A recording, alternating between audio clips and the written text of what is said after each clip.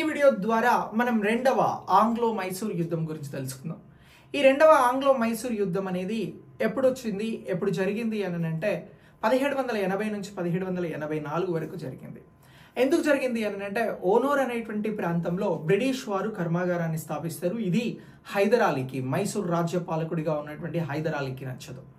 అలాగే హైదర్ అలీ తన సైన్యాన్ని ఆధునీకరించుకోవడం కోసం ఫ్రెంచ్ వారితో స్నేహం చేస్తాడు.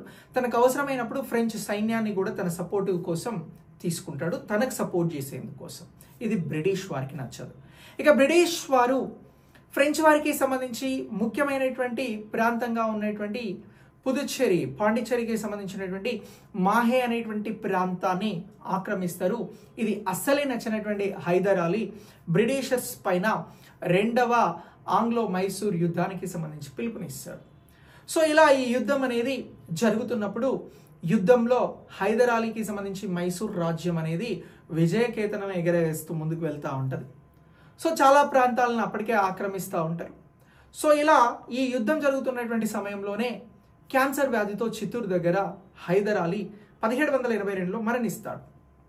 అయితే ఈ యుద్ధాన్ని ఆపకూడదు అని చెప్పేసి తండ్రి మరణించినప్పటికీ టిప్పు సుల్తాన్ యుద్ధాన్ని కొనసాగిస్తాడు. సో ఇలా యుద్ధాన్ని కొనసాగిస్తున్నటువంటి సమయంలోనే టిప్పు సుల్తాన్ తిరుచిరాపల్లిలో అలాగే వేర్వేరు ప్రాంతాలలో కూడా ఓటమి పాలవుతాడు. అంటే మైసూర్ రాజ్యం అనేది ఓటమి పాలవుతుంది.